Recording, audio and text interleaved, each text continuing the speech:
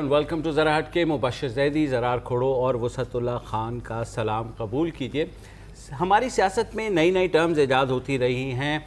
आजकल जो टर्म बहुत ज़्यादा चलती है वो है पॉइंट स्कोरिंग। हर पार्टी जो है कहती है कि पॉइंट स्कोरिंग कर रहे हैं, दूसरे कहते हैं वो है, लेकिन बहुत सी ऐसी भी, लेकिन महज़िब माशरों में या जहाँ इस्टेब्लिश डेमोक्रेसी, जहाँ अकाउंटेबिलिटी ज़रा भी होती है, वहाँ पॉइंट स्कोर करने का मतलब ये होता है, जहाँ ट्रंप होता है, चले ये भी कह ले, अभी आया नहीं है वैसे, तो वहाँ पर जो पॉइंट स्कोर करने का मतलब ये होता है कि आपने कुछ काम किया है। और आज जब तीसरा पार्लिमानी साल के अख्तिताम पर Pakistan institute of legislative development and transparency ने एक रिपोर्ट जारी की है कि 3 साल में किस जमात के किस मेंबर कौमी असम्बली ने कितना काम किया। तीसरे साल की कह रहा हूँ ना, 3 साल के अख्तिताम पे सर, तीसरे साल पे के चले 2016 ठीक है जो भी है। तो उसके बाद तीसरे साल के अख्तिताम पे उन्होंने रिपोर्ट जारी की। तो मेरा ये ख्याल था कि जितने बड़े बड़े जगादरी सियासतदान हैं ना वो आ जाएंगे। 1 मिनट में उनका पिलडाट का क्राइटेरिया बता दूं कि उन्होंने क्या क्या देखा किस एमएनए में। जी जी, ये भी बता दें कि रैंकिंग भी की है, स्कोर भी दिए और किस बुनियाद पर दिए वो आप बता दें। जो स्कोर दिए किस बुनियाद पे, मसलन एमएनए ज़ाहिर है हम लोग इलेक्ट करते हैं इसलिए कि वो जाके काम करें, लेजिस्लेशन करें और हमारी आवाज़ बने। तो उस लिहाज से जो एक फार्मूला बनाया पिलडैट ने कि 308 जो अरकान असम्बली हैं, वज़ीर आज़म और वज़राए आला और कैबिनेट मिनिस्टर्स को छोड़ के जो आम एमएनए हैं जिन पे इस तरह की जिम्मेदारियां नहीं हैं, उन्होंने कितनी नुमाइंदगी की, उसके लिए उन्होंने देखा पिलडैट वालों ने कि ये एमएनए जो है कितनी कमेटियों का मेंबर है, कितनी कमेटियों की सरबराही कर रहा है, कितनी करारदादें साल भर में उसने पेश की, कितने तवज्जो दिलाए नोटिस जारी किए, कितने सवालात उठ के ऐवान में पूछे, कितने बिल पेश किए या को स्पॉन्सरशिप की किसी बिल की, और कितने इजलासों में शिरकत की। इस बुनियाद पे 100 नंबर उन्होंने मुकर्रर किए हर एमएनए के लिए और उस हिसाब से उन्होंने मार्किंग की हर एमएनए की कारकर्दगी। जी बिल्कुल, थैंक यू। मैं कहना ये जी, पास होने वालों में जो टॉप पे है वो है जमीयत उलमाए इस्लाम की नईमा किश्वर, दूसरे JUIF जमीयत उलमाए इस्लाम फजलुर रहमान ग्रुप, और मुत्तहिदा कौमी मूवमेंट के मुजम्मिल कुरैशी दूसरे नंबर पर हैं, और JI यानी जमात इस्लामी के शेर अकबर को तीसरे नंबर पर रखा गया। इन तीनों मेंबरान के बारे में कहा गया है कि इन्होंने बहुत ज़्यादा काम किया है, जो क्राइटेरिया वसत ने आपको बताया उस हवाले से। अब ज़रा आ जाएं उन सियासतदानों पर जो कि अभी ना है, पहले से इन पे तो बात कर लें। जो टॉप 15 पिलडैट ने निकाले हैं उनमें जो टॉप स्कोरर हैं वो ख़वातीन हैं। हाईएस्ट स्कोर 70 एक खातून ने लिया है जो आपने नईमा किश्वर का नाम बताया, और 15 में से जो टॉप अरकान हैं उनमें से 9 ख़वातीन हैं, 64% तनासुब है, और रिजर्व सीट वाली ख़वातीन हैं जिन्होंने जो डायरेक्टली इलेक्टेड लोग हैं उनसे बेहतर कारकर्दगी का मुजाहरा किया है। अच्छा, ये बात अहम है, सॉरी मैं आपकी बात काट रहा हूँ, क्योंकि हमेशा कुछ लोग तनकीद करते हैं कि जी ये रिजर्व सीट होनी ही नहीं चाहिए, क्या फायदा है इनको वहाँ पे बैठाने का, ये तो डम ब्लॉन्ड होके बैठी होती है। एमएनए ने जो स्कोर लिया है उसकी बुनियाद पे मुझे तो लगता है कि ये सिफारिश करनी चाहिए कम से कम 50% जो सीटें हैं वो, ताकि कुछ तो पार्लियामेंट का काम हो। अच्छा, इसमें अगर मैं उसको बाइफरकेट करूं तो सबसे ज़्यादा हैं PPP की 4 ख़वातीन हैं, उसके बाद है MKM की 3, उसके बाद है मुस्लिम लीग नवाज की 3, PTI और JUIF की 2। मर्दों में ये हुआ है कि जो हाईएस्ट स्कोर आया है वो आया है 67%, 70 तक कोई भी नहीं पहुंचा, एक भी नहीं पहुंचा, मुत्तहिदा कौमी मूवमेंट, और उससे लेके फिर नीचे 20 तक भी लोग आए हैं। और पार्टी के एतबार से जमात इस्लामी के टोटल 4 मेंबर हैं एमएनएज में, चारों के चारों जो हैं टॉप 15 में शामिल हैं अपनी कारकर्दगी के हिसाब से। तो इसका मतलब है कि जो सियासी मजहबी जमातें हैं वो एक्टिव हैं, वो अपनी कम अक्सरियत के बावजूद ज़्यादा एक्टिव हैं पार्लिमानी बिजनेस में। मुझे थोड़ी सी और इससे वैसे एक चीज़, अब मतलब ये थोड़ी मैं किसी वजह से बेस नहीं कर रहा, लेकिन हमेशा बात की जाती है ना कि जी वो बिल था, ऑनर किलिंग बिल था, या کوئی اور اس طرح کا بل ہے یا ویمنس پروٹیکشن بل ہے, تو جب بھی آپ بات کریں جو یہ بل کو اسپانسر کرتے ہیں, بل کے حق میں ہوتے ہیں, وہ کہتے ہیں کہ جی مذہبی جماعتوں کی طرف سے بہت اس میں مخالفت آئی ہے. تو سر وہ موجود ہیں تو مخالفت کر رہے ہیں نا, کام کی بات ہے نا, آپ ان کے کام سے اگری کریں, آپ ان کے کام سے ڈس ایگری کریں, یہ ایک الگ بات ہے. لیکن کہتے ہیں نا کہ کامیابی کا پہلا اصول ہے کہ بھائی کام پہ تو آیا کرو. ہاں, اور اگر ایگریگیٹ 308 ممبرز کا جو اوسط نکالا جائے کارکردگی کا, بہت خراب ہے بھائی جان, مایوس کن ہے, 38 پوائنٹس. بالکل یہ ہے آؤٹ آف 100 اتنا کام کرتے ہیں ہمارے الحمدللہ. اچھا, دوسرا مجھے ایک اختلاف یہ کہ یار وزیر اعظم اور وزراء کو بھی رکھنا چاہیے تھا. وہ ظاہر ایم این ایس تو نہیں, ایم این ایس تو ہے, مجھے پتا ہے کہ کیبنٹ میٹنگ جو ہے نا وہ 6 مہینے میں ایک دفعہ ہوتی ہے. اگر آپ یہ کہہ رہے ہیں کہ وزراء بہت کام کر رہے ہیں, اور دوسرا وزیر اعظم صاحب میرے خیال میں 5% ان کی اٹینڈنس ہے, ٹھیک ہے, تو وہ بحیثیت ظاہر ایم این ایز الیکٹ ہوئے ہیں, تو ان کی کارکردگی کو بھی ناپنا ضرور چاہیے, زیادہ اسکروٹنائز کرنا چاہیے تھا. لیکن کرائیٹیریا مختلف بنا لیں کہ آپ نے اپنی وزارت کے اندر کیا کام کیا ہے, یہ آپ کرائیٹیریا بنا لیں. نہیں مطلب صرف پارلیمنٹری اٹینڈنس پہ شاید نہیں ہونا چاہیے, لیکن جو ریلیونٹ سیشنز ہیں اس کے لیے ریلیونٹ منسٹر کا ہونا ضروری ہے. دے آر انٹرلنکڈ ان اے وے. آپ کے سوال کا جو جواب ہے نا جی سر, وہ اسی رپورٹ میں ہے کہ جو جتنا ٹاپ پہ ہے اس کی کارکردگی اتنی ہی کم ہے. ایسا ہی لسٹ میرے سامنے پڑی ہے, مثلاً فریال تالپور, جو ورسٹ کارکردگی جنہوں نے دکھائی ہے ایم این اے کے طور پہ, فریال تالپور جو ہیں وہ ہیں. اس کے بعد آپ کے عمران خان صاحب. سر عمران خان صاحب ٹاپ پہ ہیں. نہیں, میں یہاں کی ترتیب وار بتا رہا ہوں. عمران خان صاحب ہیں, اس کے بعد ملک اسد سکندر ہیں, پیپلز پارٹی سے ان کا تعلق ہے, ان کی کارکردگی بہت ہی بری ہے, پوائنٹس بہت ہی کم ہیں. پھر محمد حمزہ شہباز شریف, ان کی کارکردگی جو ہے بہت ہی سوالیہ نشان ہے. اس کے بعد ہے محمد کمال مالک, یہ ایم کے ہیں. میر منور علی تالپور, ایک ہی فیملی ہے نا, وہ بھی ورسٹ کارکردگی میں آ رہے ہیں. اور سردار علی محمد خان مہر پیپلز پارٹی کے, وہ بھی ہیں. تو یہ جو 7 ہیں ان میں سے 4 پیپلز پارٹی کے. اچھا, بری کارکردگی بھی کبھی کیا مطلب ہے, یہ بھی ایک دفعہ دہرا لیں تو. فریال تالپور صاحبہ ٹھیک ہے, ایک کمیٹی میں ممبر ہیں, ٹھیک ہے, کبھی کمیٹی چیئر نہیں کی, کوئی قرارداد نہیں پیش کی, کوئی کالنگ اٹینشن توجہ نوٹس نہیں دیا, کوئی سوال نہیں پوچھا, کوئی پرائیویٹ ممبر بل نہیں انٹروڈیوس کیا, اور صرف 5% یعنی 5 سیشنز میں سے صرف ایک سیشن میں شرکت کی ہے. عمران خان صاحب ٹاپ ٹو باٹم 0 ہے, 4% اٹینڈنس, اور حمزہ شہباز شریف اس چیز میں دونوں ایک پیج پر ہیں سر. 0.00004%. تو کون کہتا ہے یار کہ اتنی اب عمران خان کے بارے میں ان کی جماعت یا ان کے سپورٹرز یہ کہتے ہیں کہ جی وہ ایسی پارلیمنٹ میں کیوں جائیں, فیک پارلیمنٹ میں کیوں جائیں, کہ کیونکہ جمہوریت ہی جعلی ہے. اور یہ تو میرے بھائی وہ تنخواہ بھی نہ لینا, تنخواہ نہ لیں, درخواستیں نہ جمع کرائیں. اگر نہیں جانا تو الیکشن بھی کر رہا ہے, سڑک پہ رہیں کنٹینر پہ. اور یہ جھوٹی درخواستیں جمع کرانا کہ پرسنل ریزنز کی وجہ سے میں نہیں اٹینڈ کر سکتا. الیکشن جیتو گے تو اس وقت پارلیمنٹ لیجیٹیمیٹ ہو جائے گی. آپ لوگ نہیں, وہ نہ تو آئے گی نہ ہی چین آئے گا. وہ گانا مجھے یاد آ گیا ہے نا.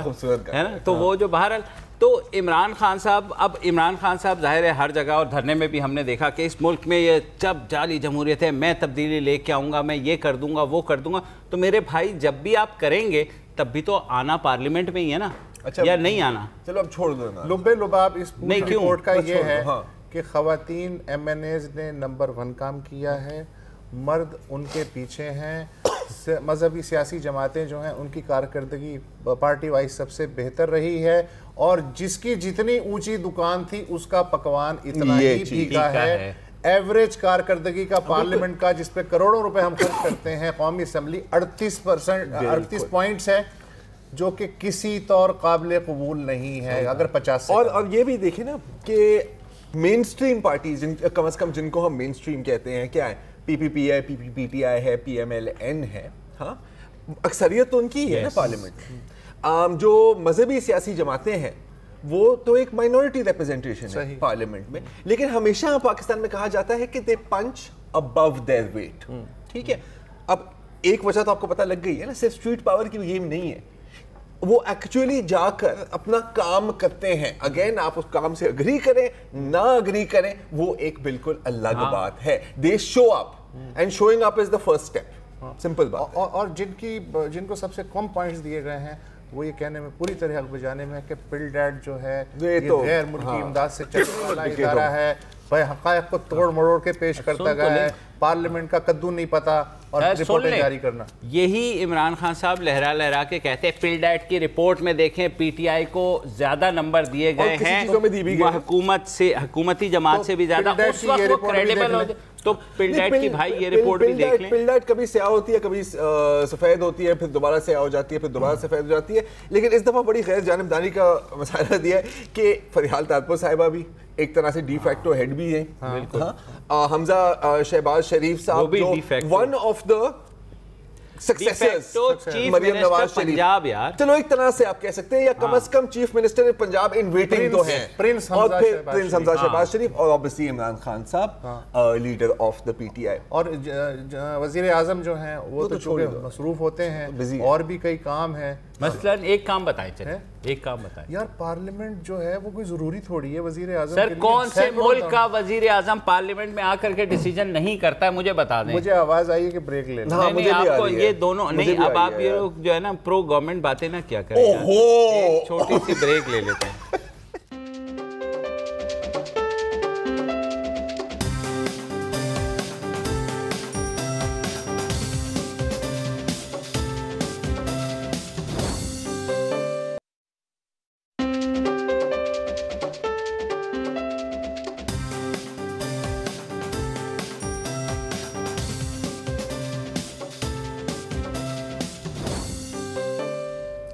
Welcome back. اس حکومت کے دور کا سب سے بڑا کیس پاجامہ پہن کر آج سپریم کورٹ پہنچ گیا.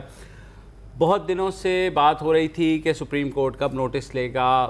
پٹیشنز فائل کی گئیں پی ٹی آئی کی جانب سے، جماعت اسلامی کی جانب سے، ان کو پہلے واپس کر دیا گیا، ریٹرن ہو گئیں ٹیکنیکل گراؤنڈز پہ، پھر ان کی آبجیکشنز دور کی گئیں، اور بالآخر آج چیف جسٹس انور ظہیر جمالی کی صدارت میں ایک بینچ نے اس کی سماعت کی. اور جیسے ہوتا ہے کیسز میں نوٹسز سب کو جاری کر دیے گئے اور کہا گیا کہ 2 ہفتے بعد سے اس کیس کی باقاعدہ سماعت شروع ہوگی. اس میں 2 چیزیں ہیں کہ یہ پٹیشنز مینٹینیبل ہیں کہ نہیں ہیں، یا اس پٹیشن سے یہ پروو ہو سکتا ہے کہ نواز شریف جو وزیر اعظم ہیں اور ان کے خاندان نے کرپشن کی ہے یا نہیں. اس کا فیصلہ سپریم کورٹ دے گی. تو جناب اس میں میں بتائیے، آپ کی فیلڈ ہے، تو اس میں نواز شریف کے لیے ورسٹ کیس سینیریو کیا ہے؟ Worst case scenario Nawaz Sharif کے لیے نہیں ہوگا. اگر سپریم کورٹ کہتی ہے کہ نواز شریف کی جو فیملی ہے، جو مریم نواز ہیں یا حسن اور حسین نواز، ان کی اگر کرپشن کے اوپر، تو عدالت کوئی ایسے کمیشن کا آرڈر دے سکتی ہے. اگر ہم یہ ایکسپیکٹ کر رہے ہیں کوئی تحقیقاتی کمیشن، مطلب 18 مہینے جو ہے نا وہ کہیں، لیکن مطلب کوئی یوسف رضا گیلانی والا حال تو ان کے ساتھ نہیں ہو سکتا نا. مطلب وائلڈسٹ ڈریمز میں بھی نہیں ہو سکتا اپوزیشن والے کا ہو کہ ان کو بس سپریم کورٹ سائن کرے گی، اور مطلب یہ وہ والا انصاف ایسا نہیں. سب توقع کر رہے ہیں نا، کوشش کریں گے کہ 1.5-2 مہینے بس چلے تو 2.5-3 مہینے چلتی، صرف اسی پہ بحث ہو سکے کہ مینٹینیبل ہے کہ نہیں. مینٹینیبلٹی کا جہاں تک سوال ہے، نارملی ان بڑے سیاسی کیسز میں نے یہ دیکھا ہے کہ عدالت مینٹینیبلٹی پہ آرگیومنٹس تو لے لیتی ہے، لیکن اس پہ فیصلہ جو ہے وہ اوریجنل ڈیسیژن کے ساتھ مشروط کر دیتی ہے اور کہتی ہے جب ہم مکمل فیصلہ دیں گے اس میں ہی مینٹینیبلٹی کا ایشو ڈسکس کر دیں گے. جو وکلا تھے جی، وہ جب کرکٹ کا میچ شروع ہو جاتا تھا عدالت میں تو وہ ہاکی کھیلنا شروع کر دیتے تھے، اور جب ہاکی شروع ہو جاتی تھی وہ بیسک ایس او پی ہے نا. اچھا، باہر عمران خان صاحب باہر آئے اس کیس کی سماعت کے بعد، انہوں نے کہا کہ یہ ایک اچھا قدم ہے، پہلا قدم ہے یہ کرپشن کی تحقیقات کے حوالے سے، اور نہیں دھرنا نہیں ختم کر رہا ہوں، وہ انہوں نے کہا وہ تو چلے گا. وزیر اعظم نواز شریف کی جانب سے بھی یہ بیان آیا کہ وہ خیر مقدم کرتے ہیں، اور انہوں نے کہا کہ وہ تو پہلے ہی کہہ رہے تھے کہ جناب سپریم کورٹ چلا جائے، اب سپریم کورٹ چلا گیا ہے ایگزیکٹلی، تو وہ الیکشن کمیشن میں بھی ہے، 2 تاریخ کو عمران صاحب نے کہا ہے وہ دھرنا کریں گے. اچھا طلال چودھری صاحب کہہ رہے ہیں کہ بھائی اب تو کوئی آپ کے پاس دھرنے کا جواز ہی نہیں بچا. وہ تو خیر موٹو گینگ کے وہ ہے. اچھا لیکن مسئلہ یہ کہ یہ جو دھرنا ہے اس کی نیت کیا ہے کہ جو عدالت ہے اس کی سپورٹ کی جائے کہ ایک طرف وہ کیس سنیں اور ایک طرف ہم عوامی پریشر رکھیں, یا کورٹ پہ اعتماد ہے بھی اور نہیں بھی ہے, جسٹ ان کیس دھرنا احتیاطی طور پہ چلتا رہے؟ دھرنا کیا ہے؟ دھرنا تو چلے گا. پچھلے جب ہوا تھا 126 دن کا دھرنا, اور تب سپریم کورٹ نے حالانکہ جوڈیشل کمیشن کا جو ہے نا قبول بھی کر لیا تھا, اس کے باوجود بھی جو ہے نا وہ دھرنا چلا تھا, اور انہوں نے کہا ہے کہ جی سپریم کورٹ سنتا رہے گا پر دھرنا وہ کریں گے, ایک گلی بیچ میں چھوڑ دیں گے جس میں سپریم کورٹ کے جو جج ہے وہ آ جا سکے. میرے خیال میں ایک پریشر ٹیکٹک بھی ہے یہ کہ سپریم کورٹ کے سامنے آپ بیٹھے ہوئے ہیں اور تھوڑا سا جو پریشر ہے یا سپریم کورٹ پہ سر کسی طرح بھی دیکھیں, عمران خان نے کہا ہے کہ اس دھرنے کے بعد ان کے لیے کچھ نہیں ہے اور یہ فائنل ہے, اور اس کے بعد مطلب وہ ظاہر ہے فائنل چھوڑ ڈاؤن ہے. ہاں بیٹھیں گے, اس کے بعد یہ کبھی دھرنے پہ نہیں بیٹھیں گے, اور ان کا یہ خیال ہے کہ یہ دھرنا وہ کر رہے ہیں. دھرنے کے دھرنا اوپن اینڈڈ ہے باس, وہ کسی چیز نہیں, یہ جب تک جتنا لمبا بھی کھنچ جائے اس دھرنے کے بعد وہ یہ کہہ رہے ہیں یہ ان کی فائنل ڈیسٹینیشن ہے. This is the it moment. Final destination ایک مووی بھی تھی, اس کی بھی کوئی 10 قسطیں آئی ہیں. مجھے بڑی پسند ہے, ایسی بات کر رہا ہوں. ڈو اور ڈائی آور ہے. ہاں ڈو اور ڈائی آور ہے. اور اگین میرا اپنا جہاں تک ابھی تک کا ایکسپیرینس ہے, میں نے بڑے جو ہے نا ڈیزولوشن سے لے کر کے ایک سے ایک پولیٹیکل کنٹروورسی کا کیس کیا ہے. ایونچولی جو ہے میرے خیال میں یہ الیکشنز تک بات جائے گی اور الیکشنز ہوں گے, اور اس میں جو بھی ظاہر ہوتا ہے 2018 میں, ہاں 2018 میں. لیکن عمران خان کا میرے خیال میں یہ خیال ہے کہ سپریم کورٹ اور کچھ کرے نہ کرے وہ نواز شریف کو اس کیس میں کچھ نہ کچھ ایک ایسی ڈز ضرور دے دیں گے in case of maybe disqualification یا کوئی ایسی چیز جس کو لے کر کے وہ الیکشن میں جائیں اور لوگوں کو کہیں گے ایک لانچنگ پیڈ مل جائے گا. ایگزیکٹلی مجھے ایسا کیوں لگ رہا ہے کہ نواز شریف حکومت گھبرانے کی بجائے دھنیا پی کے بیٹھی ہوئی ہے؟ مجھے ایسا کیوں لگ رہا ہے؟ ہمیشہ نہیں پی کے بیٹھنا. سر دیکھیں میرا یہ خیال ہے کہ ابھی تک دونوں بڑی پارٹیوں کا, جس میں پیپلز پارٹی بھی ہے اور نواز شریف کی مسلم لیگ نون بھی ہے, ان کا یہ خیال ہے کہ ابھی تک وہ پوٹنٹ تھریٹ نہیں ہے. اور ظاہر ہے سارے پولیٹیکل پنڈت یہ بات کر رہے ہوتے ہیں کہ آپ آج الیکشن کرا لیں, آپ 6 مہینے بعد کرا لیں, آپ 2 سال بعد کرا لیں, جو سٹیٹس کو ہے وہ یہی مینٹین رہے گا. بلکہ شاید پی ٹی آئی کو کے پی میں اب کے جو ہے نواز شریف اور پیپلز پارٹی جو ہے مل کر کے تھوڑا سا پش کر کے یہ تو خیر بات کی بات ہے. لیکن جسٹ ان کیس دھرنے میں ایک ایسا موڑ آتا ہے کہ باقی پارٹیوں کو لگتا ہے کہ شاید پارلیمنٹ کو خطرہ ہے, تو کیا اسی طرح وہ نواز شریف کے لیے ایوان میں کھڑے ہوں گے جیسے پچھلے دھرنے کے موقع بھی, یا اس دفعہ سین ایسا نہیں ہوگا؟ I don't think اس دفعہ ایسا سین ہوگا. مجھے نہیں لگ رہا, کم از کم جو ٹون مجھے باقی پولیٹیکل پارٹی سے نظر آ رہی ہے, تو مجھے نہیں لگتا کہ وہ وداؤٹ کنڈیشنز نواز شریف کو سپورٹ کریں گے. اچھا اگر آپ لوگوں کا خیال ہے کہ ہمیں وہی سین نظر آئے گا کہ جس میں نواز شریف اور عمران خان اور جہانگیر ترین اپنی زندگی کی سب سے بڑی بانچیں کھلا کر کے جی ایچ کیو کی طرف جا رہے ہوں گے, تو آئی ڈونٹ تھنک سو کہ یہ کلمینیشن امپائر کا سین نہیں ہے. تو آپ جو ہے وہ میرے خیال میں دھرنے کے بعد وہ یہی کرتے رہ جائیں گے تھرڈ امپائر کی طرف. اگر امپائر کا سین نہیں ہے تو پھر تو دھرنا تھوڑا اور لیجیٹیمیٹ بن جاتا ہے. صحیح بات ہے. اچھا نیوز اپڈیٹس کا وقت ہو گیا, اس کے بعد واپس آتے ہیں.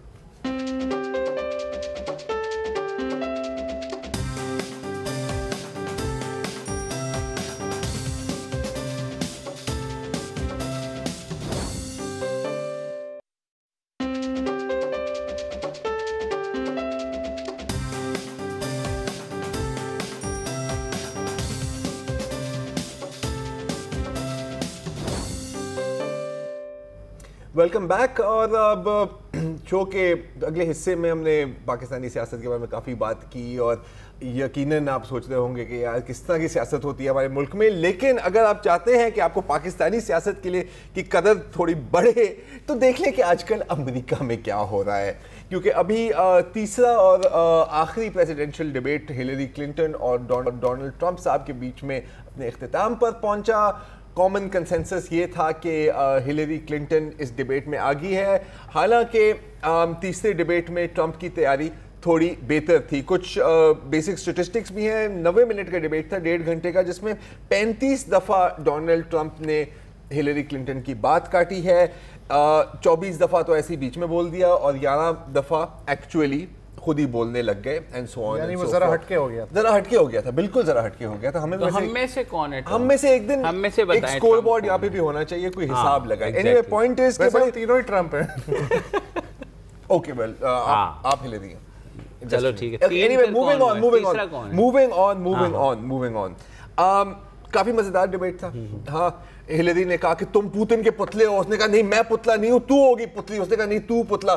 تو یہ بھی چلتا رہا, چپلے وپلے نہیں چلی, گلاس نہیں چلے, تھوڑا سا مائک کو چھیڑا تھا, ٹی وی شو نہیں تھا نا, ریئل ڈیبیٹ تھا. لیکن ہو جائے گا انشاءاللہ, آپ فکر نہ کریں, یہاں تک بھی آپ پہنچ رہے ہیں.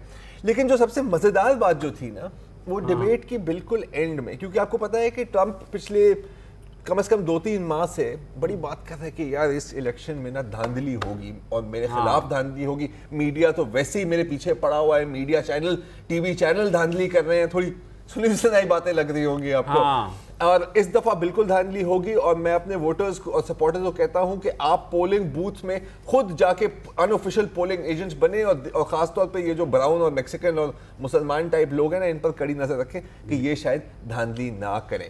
امریکہ میں دھاندلی کیسے ہوتی ہے اس پر میرے خیال کچھ ماہ پہلے ہم نے بات کی تھی, اس پر دوبارہ بھی بات کر سکتے ہیں. ایک مشورہ دوں صرف چھوٹا سا, ٹرمپ کو اگر کسی طرح پہنچا دیں کہ بابر غوری آج کل شکاگو میں ہی ہیں, ایڈوائزر رکھ لیں تو پتہ لگ جائے گا کہ ووٹ کیسے پڑتے ہیں. بھائی بولے تو بابر غوری کا شیڈ تھوڑا ٹرمپ کو پسند نہیں آئے گا نا, بہت آپ کو پتا ہے یار, انہیں ٹھپے لگوانے ہیں. لیکن دھاندلی کے جو پہلے سے اس نے دھاندلی بھانپ لی, مجھے تو لگ رہا ہے کہ عمران اسماعیل سے اس کی مستقل لائن پہ شاید اس سے بھی بات آگے نکل گئی ہے. مطلب ٹرمپ ہے سر, یہ ان کا کوئی مقابلہ نہیں ہے پوری دنیا میں. تو ڈیبیٹ کے اینڈ میں جو ماڈریٹر تھے ڈیبیٹ کے, انہوں نے پوچھا کہ جی کہ 8 نومبر کو جو ووٹ ہوگا اس کا جو بھی رزلٹ آیا آپ مانیں گے اسے؟ تو اس نے کہا کہ میں آپ کو اس وقت بتاؤں گا, ابھی میں آپ کو سسپینس میں رکھنا چاہ رہا ہوں. ٹھیک ہے. اور نہیں, کیونکہ یہ ایک بات ہو رہی ہے کہ ہو سکتا ہے کہ الیکشن کے بعد یہ کہے گا کہ میں نہیں مانتا. اور پھر ابھی اے بی سی نیوز واشنگٹن بند کوئی سر کر مذاق نہیں ہے, ہو بھی سکتا ہے, اس بندے کے کوئی بھروسہ نہیں ہے. بٹ اس کے بعد پھر ابھی ڈیبیٹ کے بعد پہلی دفعہ اپنی جو پریس سے بات کی ہے ڈونلڈ ٹرمپ میں, تو اے بی سی نیوز سے بات کی ہے. تو اس سے دوبارہ پوچھا گیا کہ سر آپ نے ایک بڑا ایک عجیب و غریب قسم کا نان کمیٹل آنسر دیا تھا کہ یہ الیکشن میں مانوں یا نہ مانوں. تو اس نے کہا کہ جی میں بالکل مانوں گا اگر میں جیتیا تو. اب یہ مذاق کیا یا نہیں کیا, لیکن اب دیکھو ایک طرح سے بات لاجیکل ہے, بات فنی ہے, لیکن اس کے نا کچھ بہت ہی خوفناک اثرات بھی ہیں. اور میں آپ کو اب سیریس اگر بات کروں تو ایک جیسے ٹرمپ سپورٹر کی ایک ویڈیو آئی تھی, اس سے لوگ پوچھ رہے تھے کہ جی ہلیری اگر الیکٹ ہوگی تو کیا ہوگا. اس نے کہا کہ جو میں کر سکتا ہوں میں اس کو اقتدار سے ہٹانے کے لیے کروں گا. تو اس نے کہا کہ کیا آپ مطلب فورس کا استعمال کریں گے, آپ اس کو کریں گے؟ اس نے کہا کہ آپ جو بھی سمجھنا چاہیں آپ سمجھ لیں. اب چلو یہ تو آپ کہہ دیں کہ یہ تو کہنے والی بات ہے, کوئی بات نہیں. لیکن پچھلے ہفتے کیا ہوا ہے, ٹھیک ہے, کہ امریکہ میں ریاست کینزس میں ایک گروپ کے کوئی 4 ممبرز, امریکن میڈیا ان کو ظاہر ہے کہ دہشت گرد نہیں بول رہا, ایک رائٹ ونگ امریکن ملیشیا کے ممبرز تھے جن کا نام ہے دا کروسیڈرز. اور انہوں نے ایک منصوبہ بنایا تھا کہ کینزس میں ایک اپارٹمنٹ کمپلیکس ہے جہاں پر صومالی امیگرنٹس کی اکثریت ہے, اور وہاں پہ ایک مسجد بھی ہے. تو انہوں نے پلان کیا تھا کہ الیکشن کے 1 دن بعد اگر ٹرمپ ہارتا ہے, یہ ویسے بات نہیں ہوئی, الیکشن کے 1 دن بعد انہوں نے منصوبہ بنایا تھا کہ وہاں پر بامز پلانٹ کریں گے, ان کو ڈیٹونیٹ کریں گے. بامز کس طرح کے تھے آپ کو یاد ہوگا, اوکلاہوما, یس, ٹیمتھی میکوے, آئی تھنک 1995 کی بات تھی شاید, مجھے ایگزیکٹلی یاد نہیں ہے. پوری آئیووا میں فیڈرل بلڈنگ کو تباہ کر دیا تھا. رائٹ ونگ ٹیررزم کا سب سے بڑا واقعہ تھا یہ یو ایس میں. یہ ان کا پلان تھا. اچھا, ان میں سے جو ایک شخص تھے اسٹائن, پیٹرک یوجین اسٹائن نام تھا ان کا, اور جون میں ظاہر گرفتاری سے کچھ ماہ پہلے ایک فیس بک پوسٹ میں اس نے لکھا تھا کہ ہمیں ایک ویک اپ کال دینی ہے اس ملک کو. اوکے ٹھیک ہے. اور اب اس نے لکھا ہے لوکل 9/11 سر, کہ اگر کہ مجھے غصہ اس بات کا ہے کہ یہ ہلیری کلنٹن جو کرپٹ ہے, جو چور ہے, جو مکار ہے, جو غدار ہے, اس کو ہم پریزیڈنٹ کے لیے ہم سلیکٹ کرنا چاہ رہے ہیں. یار یہ بڑی فیملیئر قسم کی زبان لگ رہی ہے. Isn't it? اور یہ بھی سنو کہ یہ جو ایف بی آئی اس کو انویسٹیگیٹ کر رہا ہے, اس پر تو غداری کا مقدمہ ہونا چاہیے. اور یہ جو الیکشنز ہیں یہ ایلیٹ سٹیٹس کو نے رگ کی ہیں, آپ کے ووٹ کی کوئی اہمیت. تو مصطفیٰ کمال یہ وہاں پر بھی کوئی شیخ ڈیوڈ رشید ہے, لیکن یہ نہیں سر, یہ تو اب ملک اسحاق لیول پر اب شیخ ڈیوڈ رشید کی بات نہیں ہے. کا نام ہے اس کا تو پوائنٹ اس کہ یہ جو تنظیمیں ہیں نا امریکن ملیشیاز, اب مین اسٹریم میں اس پر آپ کو بالکل رپورٹنگ نہیں ملے گی. اچھا لیکن ان کی ریکروٹمنٹ لیکن میں 1000% بڑھ گئی. سیریسلی ٹرمپ کا حامی ہوں. آج کے بیان کے بعد تو میں لٹو ہو گیا ہوں. بالکل. ہندوستان ٹائمز کو اس نے انٹرویو دیا ہے کہ میں ہندوستان اور پاکستان کے درمیان اگر پریزیڈنٹ بن گیا تو ثالثی کرانے کے لیے تیار ہوں. آج تک کسی امریکن پہلے بھی کہا ہے نہیں, لیکن کسی امریکن پریزیڈنشیل کینڈیڈیٹ نے واشگا فلواس میں کبھی نہیں کہا. تو بھائی اب کی بار ٹرمپ سرکار, میں تو بھائی ٹرمپ کا مرید ہو گیا. ٹرمپ نہ ہو گیا ایل او سی ہو گئی. خیر بات تو صحیح ہے. تو اینی وے یہ تھی آپ کی ڈیبیٹ. اب اوور آل کنسنسس تو یہی ہے کہ ہلیری کا پلہ بھاری ہے, لیکن ایک گروپ ہے جو کہہ رہے ہیں کہ یار نہیں ایسا نہیں ہے. اب آپ کو بریگزٹ یاد ہوگا, بریگزٹ میں سارے جو آپ کے پولیٹیکل اینالسٹ تھے, ہم بھی تھے, اور پنڈٹس تھے انٹرنیشنلی, وہ کہتے تھے کہ یار نہیں بریگزٹ ہونا نہیں ہے.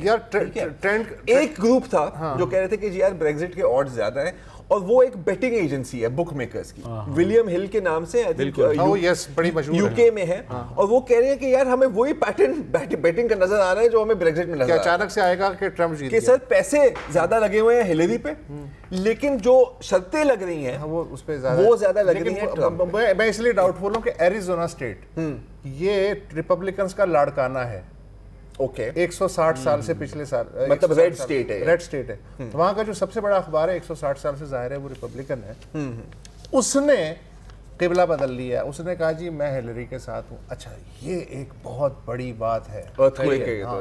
تو وہاں جو لوکل ریپبلکن تھے منچلے قسم کے, انہوں نے جناب اس کو وہ دے مار گالیاں, اور تو کتنے میں بکے ہوئے ہم دیکھ لیں گے تجھے 7 نومبر آ جا تم کتنے ٹرمپ مارو گے, ہر گھر سے ٹرمپ. ایریزونا میں بھی اگر ہلری کو حمایت مل رہی ہے تو اس کا مطلب ہے کہ الارمنگ سچویشن. دوسرا یہ مجھے بتا دیں کہ وہ ٹرمپ نے ایک ٹی وی پہ آپ کہہ رہے تھے کیا یار یہ بیسٹ ہے.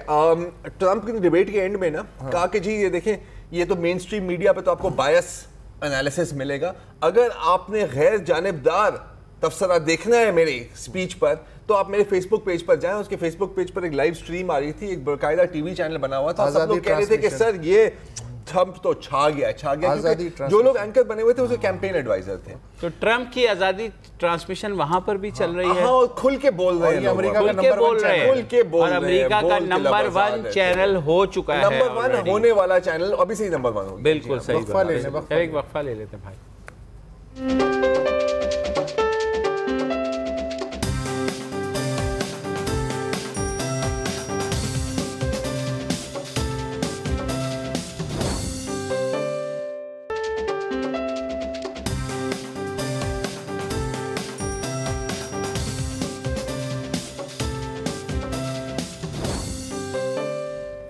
Welcome back. اب ہر سال ٹائم میگزین, بہت مشہور میگزین ہے امریکہ کی, ایک لسٹ شائع کرتی ہے most influential teenagers of the world. اس سال بھی وہ لسٹ شائع ہوئی ہے, اور اس سال اس لسٹ میں 2 پاکستانیوں کا نام ہے. نمبر 28 پہ ملالہ یوسفزائی ہیں. ملالہ یوسفزائی کو سب جانتے ہیں, ان کے بارے میں بہت باتیں ہوئی ہیں. لیکن جو نمبر 12 پر آئے ہیں پاکستانی اوریجن کے لڑکے, سمائل حسن, ان کے بارے میں شاید بہت لوگوں کو معلومات نہ ہو. ٹوٹل لسٹ میں کتنے لوگ ہیں؟ 30 دنیا کے ٹاپ 30. اور یہ 12ویں نمبر پہ ہیں. یہ 12ویں نمبر پہ ہیں. بہت فیلڈز کنسیڈر کی جاتی ہیں, نیوز جنریشن, سوشل میڈیا, اپنی شعبوں میں مہارت, so on and so forth. Sumail Hassan کو اس لسٹ میں اس لیے ڈالا گیا ہے کیونکہ ان کو professional video games, competitive video gaming میں وہ ایک رائزنگ سٹار ہیں. اور in fact he is considered the youngest person professional video gamers में जिन्होंने $1 मिलियन कमाए हैं प्राइज मनी से सिर्फ वीडियो गेम्स। उम्र कितनी है? अभी उम्र उनकी 16 साल की। वाह। $1 मिलियन। अच्छा, इनकी कहानी भी बड़ी मज़ेदार है। ये कराची में इनकी फैमिली रहती थी और 2014 में वो शिफ्ट हुए अमेरिका। लेकिन शिफ्ट होने से पहले, अच्छा, जब जिस उम्र में इसके हाथ में पेंसिल भी नहीं आती थी ना, तो इसके हाथ में वीडियो गेम का कंट्रोलर था या माउस था। तो बड़ा शौक था इनको वीडियो गेम्स खेलने का। अपने कजन्स के साथ 4-4 लोग एक बाइसाइकिल मोटर बाइक पर कजन्स के साथ जाके आर्केड जाते थे या इंटरनेट कैफेज जाते थे गेमिंग करने के लिए। आपको याद होगा कि उन दिनों में ये गेमिंग आर्केड कैफेज का भी बड़ा एक ट्रेंड शुरू हुआ था। इनके घर पे कंप्यूटर नहीं था, चुनाचे इन्हें इंटरनेट कैफेज जाना होता था।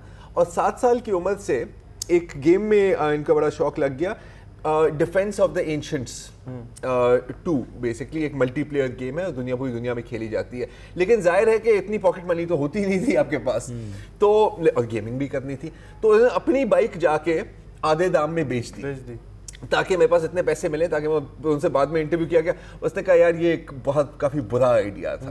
बहरहाल 2014 में जब वो मेरे ख्याल 14 साल के थे, तो ये शिफ्ट हो गए कराची से शिकागो। अब कराची में तो काफ़ी बड़ा घर था, शिकागो में ये एक 3 बेडरूम की अपार्टमेंट में थे, वालिदैन थे और 6 बच्चे थे शुमाइल को मिला के।